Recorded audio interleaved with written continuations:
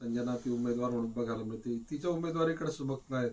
कार्यकर्ते म्हणजे अनेकां ठिकाणी अशा पण चर्चा आहेत की बाबा राजकारण्यांच्या घरातलेच मुलं पुढे का.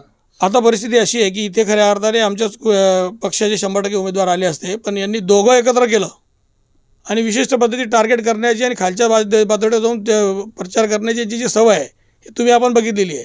रात्रीतून राष्ट्रवादीचे सगळे उमेदवार क्यूट झाले म्हटल्यावर दोघं एकत्र झाल्यावर मला नाईलाजाने माझी मुलगी उतरावं लागली आणि हा विषय करण्याच्या मागचा उद्देशच तसा होता.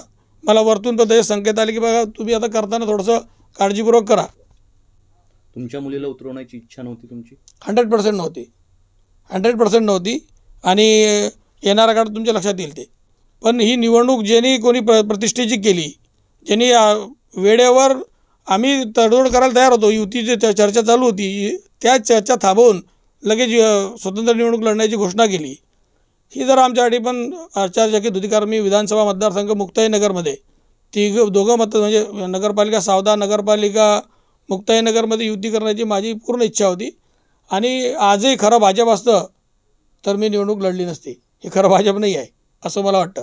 म्हणजे खडसेंच्या निर्णयानंतर आपल्याला खरं हा पवित्रा घ्यावा लागला. हो, यस यस. ज्या पद्धतीने आता उमेदवारी अर्ज दाखल करण्याच्या एक दिवसा अगोदर एकनाथ खडसेंनी खरं तर माघारीची भूमिका जाहीर केली. कार्यकर्ते खरं तर जे राष्ट्रवादीचे होते ते लक्ष लावून होते उमेदवारीबाबत, पण ही भूमिका जी आहे खडसेंची ही राजकीय ट्विस्ट करणारी मानली जाते. यामागचं काही वेगळं राजकारण आपल्याला वाटतं?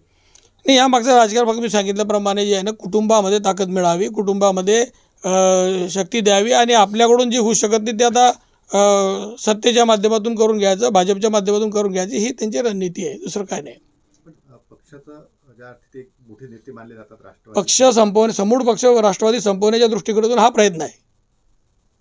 आता भाजप आणि शिवसेनेमध्येच या ठिकाणी संघर्ष बघायला मिळणार आहे.